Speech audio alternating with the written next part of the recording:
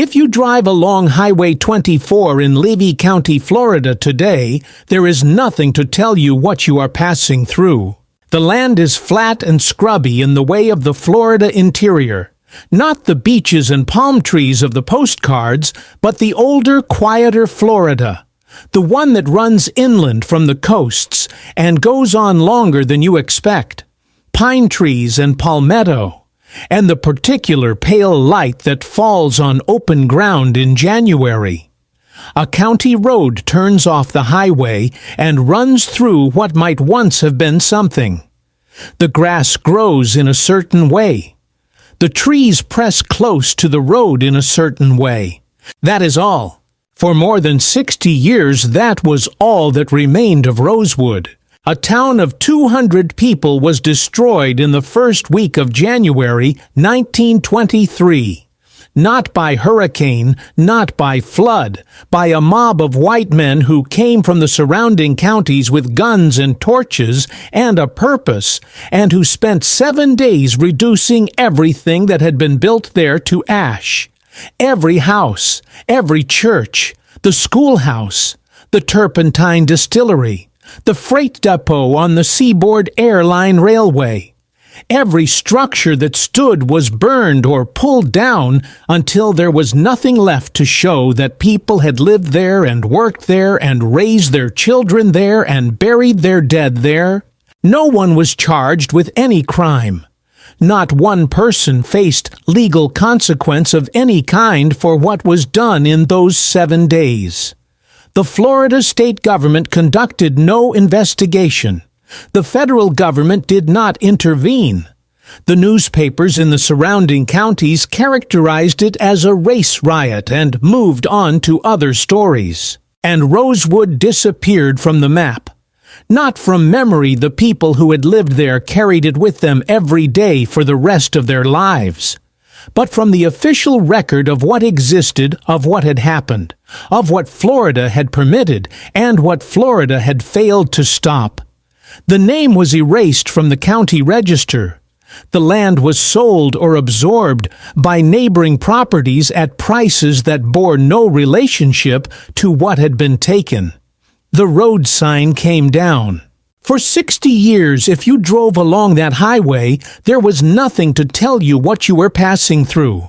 This is a story about what it means to erase a place, about the particular violence of making something disappear, not just the buildings, not just the people, but the fact of the thing itself.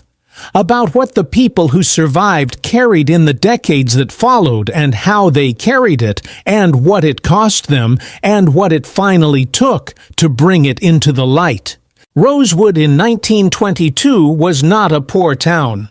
That matters, and I want to say it plainly because the story of Rosewood is sometimes told as if the poverty of its residents explains or at least contextualizes what was done to them.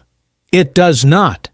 Rosewood was a self-sufficient community, a whistle stop on the Seaboard Airline Railway, a place with its own internal economy and its own institutions. The residents owned land. They owned their homes. They had a Baptist church and a Methodist church and a school. They worked in the turpentine distillery and at the nearby Cummer Lumber Company mill, and some of them had built independent trades. Sylvester Carrier was one of those. He was a craftsman, a blacksmith known in the area for his skill. He was also the music teacher for the children of Rosewood. He played piano and taught the children in the community, and the detail sits with you when you learn it as a specific and intimate thing that gets burned along with everything else. Not just the building, the music lessons, the particular knowledge of a particular man who was good at a particular thing, passed on to children who would now have to carry it somewhere else. Rosewood was mostly black, with one white family, John Wright and his family, who ran the general store. Wright knew his neighbors. He had done business with them for years. That knowledge would matter later in the ways that knowing your neighbors sometimes matters when everything else has broken down. Sumner was the white town a few miles to the west, where most of the county's white families lived. Sumner was smaller than Rosewood. Sumner was poorer than Rosewood. In 1922, in the Florida interior, in a county still organized largely by the hierarchies of the post-Reconstruction South, that comparison carried a specific charge. New Year's Day, 1923, broke cold and clear over Levy County. In Sumner, a 22-year-old woman named Fannie Taylor was home alone, while her husband James, a foreman at the mill, was at work. At some point in the late morning, a neighbor heard screaming from the Taylor house. She found Fannie Taylor inside, bruised and shaken, saying that a black man had entered the house and attacked her. The neighbor called for help. James Taylor was summoned from the mill. The story spread through Sumner with the speed that stories spread in small towns when the conditions are right for them to spread fast, each retelling adding weight and urgency until by the time the afternoon was over, what had begun as a woman's account of an assault had become, in the mouth of the community, something larger and more inflammatory than what Fannie Taylor herself had described. Fannie Taylor said clearly that she had not been raped. This detail was noted at the time and then set aside. What several people in the community said quietly to each other and not to the authorities was something different. A white man, possibly a man that Fannie Taylor had been seeing outside her marriage, had been observed leaving the Taylor house that morning. He had been seen by more than one person. Nobody said this publicly. Nobody said it to the sheriff. The community, in the way of communities that understand what is about to happen, sealed the alternative explanation away in the place where inconvenient truths go. Sheriff Robert Walker assembled a posse to search for a black man named Jesse Hunter, an escaped convict from a road gang who was said to be in the area. There was no evidence that Hunter had been anywhere near the Taylor house. There was no evidence that Hunter had anything to do with what had happened to Fannie Taylor. His name was invoked because a name was needed, because the thing that was building in Sumner needed something to attach itself to, and Hunter's name was available. The posse fanned out toward Rosewood. What happened in the following 7 days did not unfold all at once. It built. On the afternoon of January 1st, the mob found Sam Carter, a black craftsman from Rosewood. They believed he had helped Hunter escape or had information about him. They took Carter from the road where they found him. They tortured him for information about a man whose presence in the area they had no evidence of. Then they hanged him from a tree. His body was left there. In Rosewood, people heard what had happened to Sam Carter and understood what it meant. The men armed themselves. The women began preparing to move. There was no illusion among the people of Rosewood that the sheriff's posse was interested in locating a particular escaped convict. What was coming toward them was not an investigation. It was something older and more total than that. For 3 days, the mob moved through the edges of Rosewood, searching houses, demanding information, terrorizing families. The sheriff was present for some of this. He did not stop it. He managed it in the way that white Southern law enforcement sometimes managed these events, preventing the very worst outcomes when he could, absorbing the rest as the cost of keeping order, which in Levy County in 1923 meant keeping the peace as the white community defined it. On the night of January 4th, a group of men approached the house of Sylvester Carrier, where a number of Rosewood residents had gathered. The men on the porch believed there were people inside the house who had information about Hunter. Sylvester Carrier and the others inside the house believed the men on the porch had come to kill them. A gunfight broke out. Sylvester Carrier was a good shot. 2 white men were killed and several others wounded before the mob fell back. A black community in Florida had shot and killed white men in defense of their home. The mob that regrouped was not the same mob that had arrived at the Carrier house.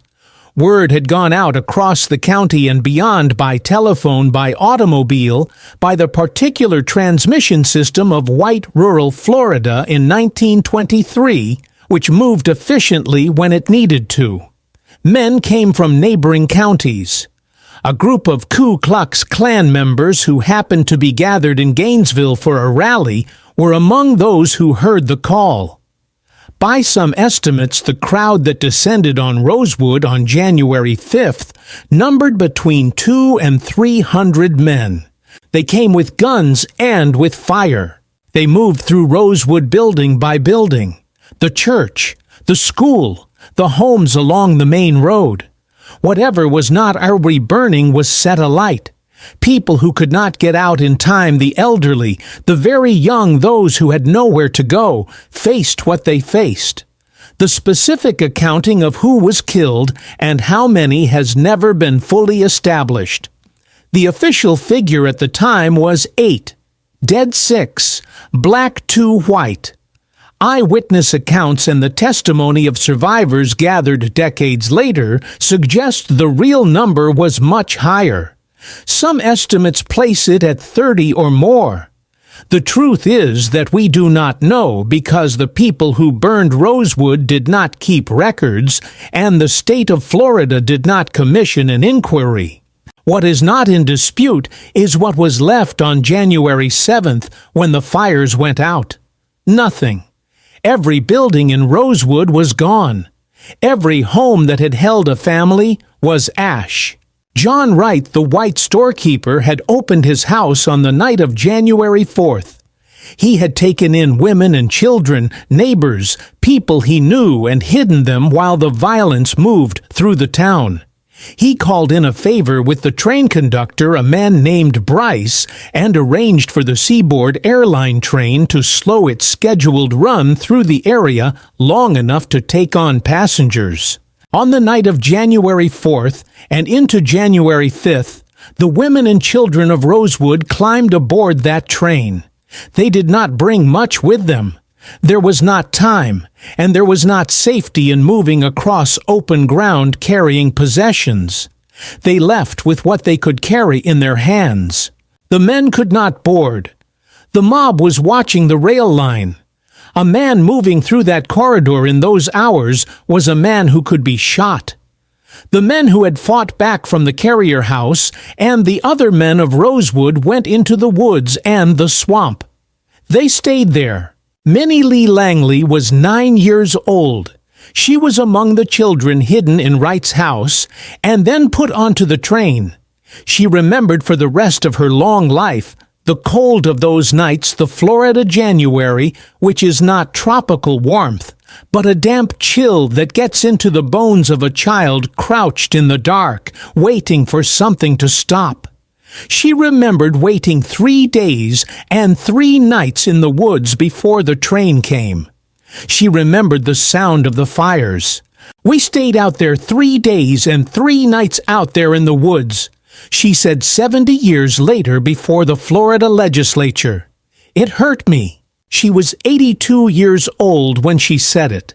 She had not spoken publicly about Rosewood in the 71 years between that January and that hearing. Not publicly, not to anyone outside her family.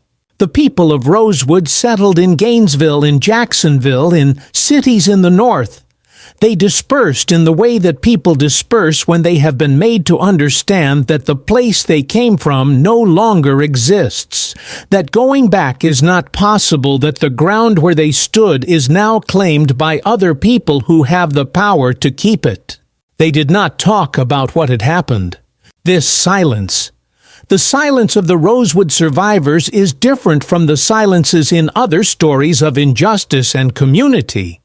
It was not the silence of people who felt guilty or who were protecting something they had done. It was the silence of people who had learned in the most direct way possible what speaking cost. The men who had burned their town were still alive. Many of them still lived in Levy County. Their names were known. The surviving families of Rosewood knew those names and knew that those men had never faced any consequence and knew that if a survivor stood up and said what had happened, the consequence would fall not on the mob but on the person doing the speaking. Arnett Doctor was a boy in the late 1940s when he first heard about Rosewood. He was the great-grandson of Sarah Carrier, who had been killed in her own house on the night of January 4th.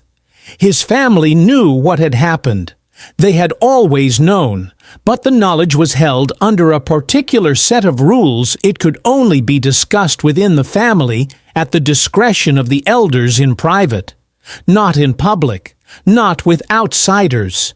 It was fear and protection, he said years later. That mob that ravaged Rosewood, as they did many of those people, were still alive, and my mother was aware of them by name. His mother forbade him to speak about Rosewood while she was alive. He followed that instruction. For decades. He was a grown man with children of his own before he began to do anything with what he had been carrying since childhood. This is a specific kind of burden, the knowledge of a terrible thing that you are not permitted to name publicly, that you must carry in private, for the sake of safety that you must pass to your children with the instruction to also keep it private for the same reason. The burden compounds across generations. Each generation inherits not only the knowledge, but the silence and the understanding of why the silence is necessary, and the grief of a thing that cannot be mourned publicly, because mourning it publicly is dangerous. Minnie Lee Langley lived to 82 with that grief. Wilson Hall lived with it. Arnett Turner Goins lived with it. The last known survivor of the Rosewood Massacre, a woman named Mary Hall Daniels, died in May 2018 at the age of 102. She had been 7 years old in January 1923. For most of her life, the state of Florida had not acknowledged that what happened to her had happened. In 1982, a journalist named Gary Moore, writing for the St. Petersburg Times, published the first modern account of the Rosewood Massacre. Moore had heard about Rosewood through a chain of sources that led him eventually to the survivors and descendants who were still alive and still carrying the story. He spent time with them. He listened. He wrote about what they told him about the week in January 1923, about the mob, about the train, about what they had left behind and never recovered. The series of articles ran in the summer of 1982. The following year, 60 Minutes aired a segment based in part on Moore's reporting. For the first time, the story of Rosewood reached a national audience. For the first time, people who had no connection to Levy County, Florida, heard the name of the town that had been erased. Arnett Doctor read the articles. His mother had died. He was no longer bound by the instruction she had given him, and the instruction he decided had served its purpose. The people who had made the silence necessary were mostly dead. What was now needed was the opposite of silence. He began gathering evidence. Not just the family stories, though. He had those carefully preserved, but the documentary record, land deeds, property records, tax assessments, birth and death certificates, census data. The paper trail of a community that had owned things, built things, paid taxes, been counted, and then been erased. He connected with a law firm in Tallahassee, Holland, and Knight, whose attorneys agreed to take the case without payment. He found the other survivors. He found their children and grandchildren. He began the long process of convincing the Florida legislature that something had happened in Levy County in 1923 that the state of Florida was obligated to address. In December 1993, a team of researchers led by Dr. Maxine Jones submitted a formal documented history of the Rosewood Massacre to the Florida Board of Regents, the first official acknowledgement by any Florida state institution that Rosewood had existed and that it had been destroyed. In the spring of 1994, the survivors came to Tallahassee. Minnie Lee Langley was 82 years old when she sat before the Florida House Judiciary Committee and described what she had seen and heard and felt as a 9-year-old child in the first week of January 1923. She described the cold of the swamp. She described the sound of the houses burning. She described seeing the men who had fought back from the Carrier House, the bodies of the 2 white attackers laid out on the floor. She described the train. Wilson Hall described watching from the second floor of his family's house, the flames rising from the homes of his neighbors before his own family had to run. Arnett Turner Goins, who had been inside the Carrier House that night, described the night of January 4th. They were old people. They had been carrying this for 71 years, and they sat in a government building in the state that had failed to protect them and that had spent 7 decades pretending it had not happened, and they told the truth. The Florida legislature passed the Rosewood Claims Bill on April 8, 1994. It allocated $2,100,000 to the survivors and descendants of the Rosewood Massacre, $150,000 to each of the 9 living survivors, with smaller amounts to descendant families. It established a scholarship fund for Rosewood descendants to attend Florida state universities. The bill also included a finding of formal legislative determination that local and federal officials had in January 1923 sufficient time and opportunity to act to prevent the tragedy, but had failed to act. It was the first time a legislative body in the United States had paid reparations to black people for a racial massacre. The bill noted this: the men and women who passed it seemed to understand that they were doing something that had not been done before. The 9 living survivors received their checks. Minnie Lee Langley received hers. She died in December 1995, a year after the bill passed. She was 83 years old. She had lived 60 years in silence and 1 year in acknowledgement. There is a historical marker at the site of Rosewood now. It went up in the years following the 1994 bill placed by the state of Florida as part of the formal recognition of what had happened there. If you know to look for it, you can find it. If you are driving through on Highway 24 without knowing, to look you might still miss it. The landscape does not announce itself. The ground does not hold the shape of what was once there. The marker tells you the name. It tells you the dates. It tells you what happened. In summary, the attack, the burning, the flight of the survivors. It is small and factual, and it stands at the edge of a piece of ground where no buildings remain, where nothing of what was built there in the 1920s survives above the soil. I think about what it takes for a place to come back from erasure. Not the physical structures, those are gone and will not return, but the acknowledgement of the name. The marker that says, here there was something and it was destroyed and the destruction was wrong. That acknowledgement is not nothing. It arrived 71 years late in the form of a check and a marker and a scholarship fund, and it arrived too late for most of the people who needed it. Minnie Lee Langley lived 60 years waiting for it and 1 year with it. But I also think about what the silence cost the decades of carrying something in private that should have been named in public, the generational transmission of grief that could not be grieved openly, the instruction that Arnett Doctor received from his mother, and that I suspect she received from someone before her, do not speak of this, where it can reach the wrong ears. That instruction was wise.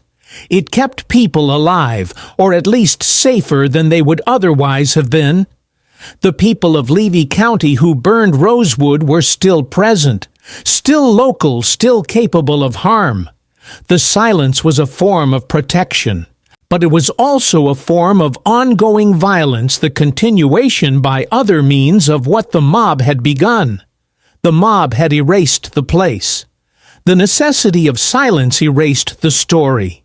Each generation that grew up without being able to say Rosewood's name in public was a generation that had something taken from it by the same event 60 years on. Arnett Doctor broke the silence. He did it carefully, methodically, with land deeds and legal representation and the testimony of elderly survivors who had waited most of their lives to be heard. He did it after his mother died and gave him permission by her absence.